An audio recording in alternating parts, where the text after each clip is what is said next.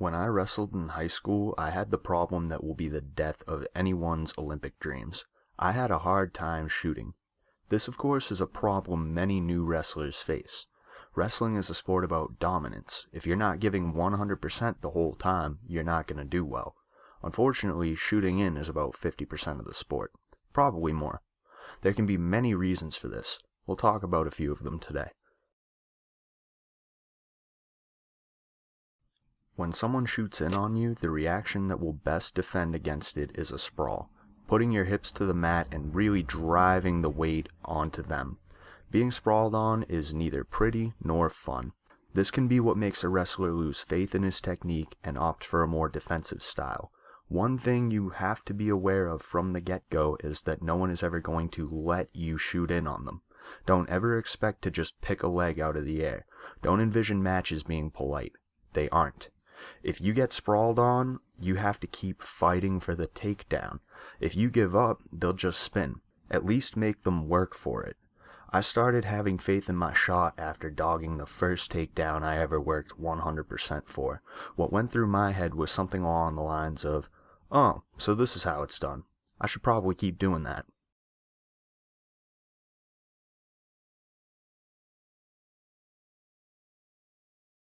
Do you shoot in and always get sprawled on before you can even get a hand on the opponent? There could be a couple reasons for this, but one thing you have to ask yourself is, am I quick enough? Speed drills are important. Work your lower body especially, as your legs are what drives you. The faster your shot, the better, and you can find yourself making contact with the person before they're even aware of what's going on. Practicing your shot until you're blue in the face will improve the technique and develop the muscles specific to shooting in. When the muscles develop, they will allow you to shoot in as quickly or as slowly as you would like. Of course, why shoot slow to begin with? Another question to ask is, am I setting up the shots efficiently, or at all? One of my big problems was that I didn't set up shots the right way. I would either be a mile out and he would have the time to react, or I'm just setting up inefficiently. The snap down is one of the most well-used setups.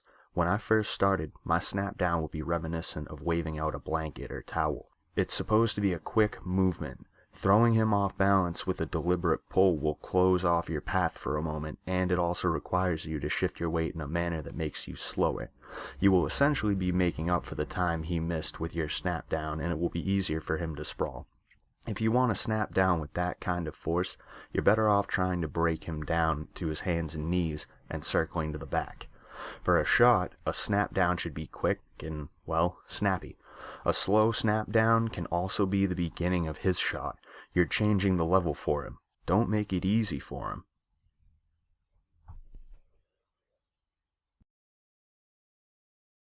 You cannot shoot from the tie-up without a setup. Didn't matter to me back then. One time I would shoot in is during a front headlock. Another time would be with no setup from the tie-up.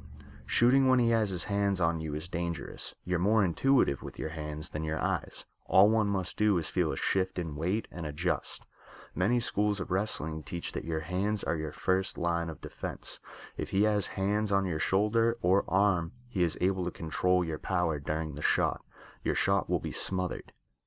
Wrestling is a tough sport. Many freshmen get tossed around in matches and practice. I wish I was able to recognize my follies back then, but it's too late. I share these tips with wrestlers in hopes that they can apply the knowledge, work hard, and bring home that state championship. If you enjoyed this video, please like, sub, and share. Comment a video you'd like to see in the future as well. The next one will be out soon, and thank you.